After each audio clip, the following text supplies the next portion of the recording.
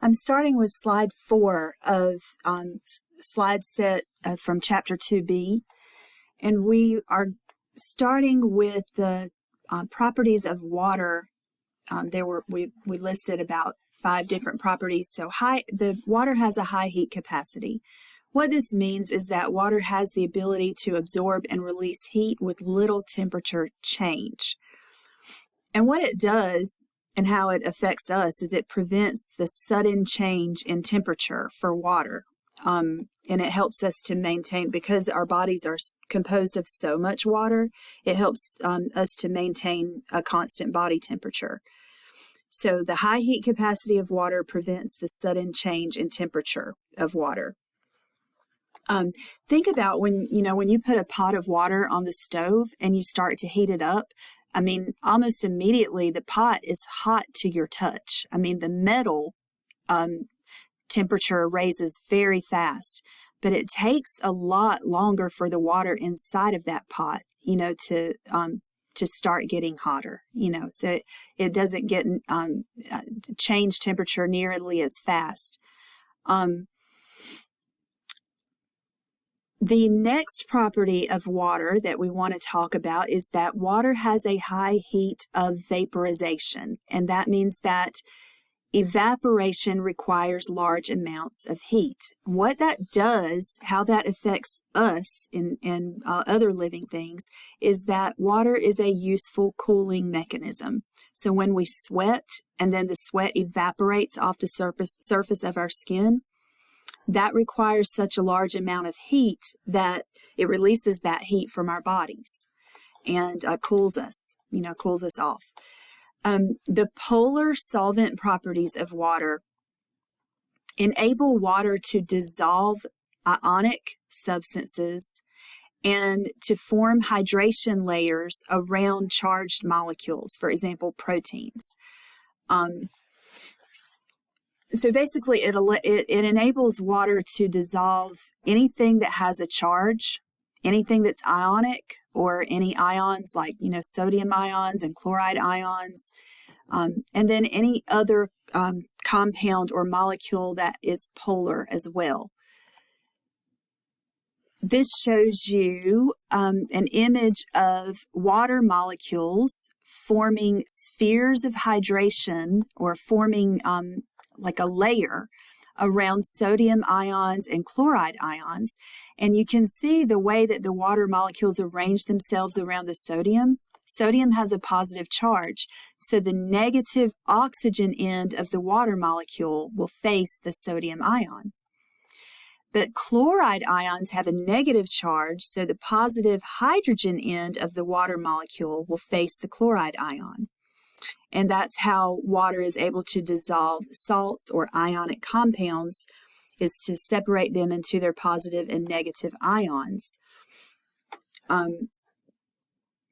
But water also dissolves polar molecules as well, polar covalent molecules. What water doesn't dissolve is lipids, and it doesn't dissolve molecules that are nonpolar. Nonpolar covalent molecules are not soluble, or not as soluble in water. Now, the reactivity of water is a necessary part of hydrolysis, which is a breakdown reaction, and dehydration synthesis. Hydrolysis is the breakdown reactions that we're going to see with our biological molecules, and dehydration synthesis are the buildup or synthesis reactions that we're going to look at, and they involve water and the reactivity of water. Water is either going to be a product or a reactant in hydrolysis and dehydration synthesis reactions. Cushioning is the property of water that helps protect certain organs from physical trauma. So one fluid that is protective is cerebrospinal fluid, or CSF, and it cushions the brain and the spinal cord. Salts are ionic compounds that dissociate or separate into ions in water. Salts will separate into cations, which are positively charged, and anions, which are negatively charged. So like sodium is positive and chloride is negative. So any salt has a positive ion and a negative ion, and it will separate into those ions in water. So all ions are called electrolytes, and you may have heard that term because of sports drinks, Gatorade, Powerade, Pedialyte, and there's so many now. So there's many more brand names. But they conduct electrical current in solution. Any solution that contains electrolytes will conduct an electrical current to some degree. So ions play special roles in body functions. For example, sodium, potassium, calcium, and iron are ions that sodium, potassium, and calcium are all three necessary for muscle contractions, nerve impulses. All of that involves those ions. Iron, of course, is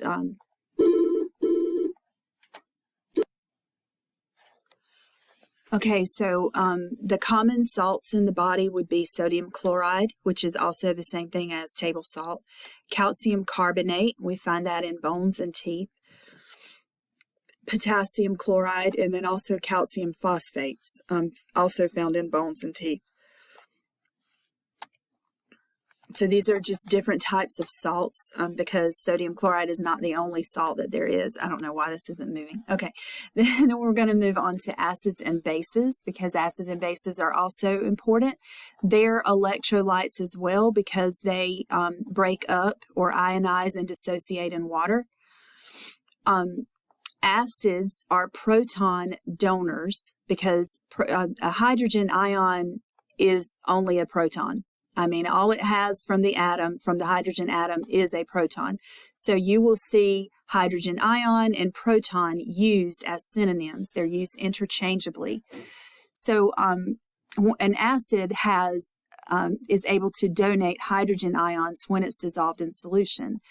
One example of an acid is hydrochloric acid. That's also the acid found in stomach juice and gastric juice is hydrochloric acid. And you can see that it begins with a hydrogen. So whenever it dissolves in water or dissociates in water, it releases hydrogen ions. So hydrochloric acid, acetic acid, which is actually an organic acid, and carbonic acid are three important acids in the human body.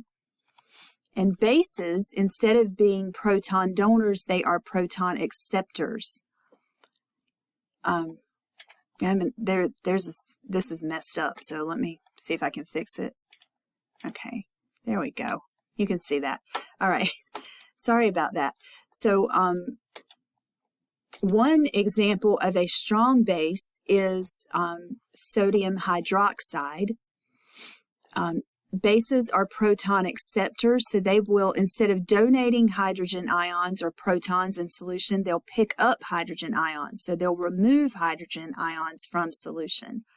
And when a base dissolves in solution, it releases a hydroxyl ion, or I call it hydroxide, which is OH minus. So this part of the sodium hydroxide has OH on the end. All bases don't end with OH, but a lot of them do.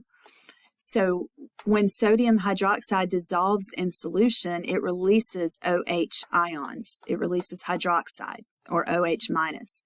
And that will make the solution more basic.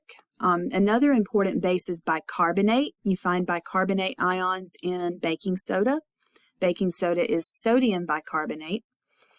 And bicarbonate is written HCO3 with a minus charge. And ammonia is also an important base. So the way pH is related to acids and bases is that the pH scale measures the concentration of hydrogen ions in the solution. So the lower the number, the closer to 0, the more hydrogen ions are dissolved in solution. So we say that a solution with a pH less than 7 is an acid and greater than 7 is a base. Another thing is, the pH scale ranges from 0 to 14. And because the pH scale is logarithmic, mathematically, every time you go down in a pH unit, like if you go from pH 6 to pH 5, the pH 5 solution is 10 times more acidic than the pH 6 solution. It's 10 times more concentrated with hydrogen ions. All right, so acidic solutions have high hydrogen ion concentrations and low pH levels. So anything between 6.99 and 0 is acidic. If it's neutral, then it has equal numbers of hydrogen ions and OH minus or hydroxide ions. And neutral means pH 7.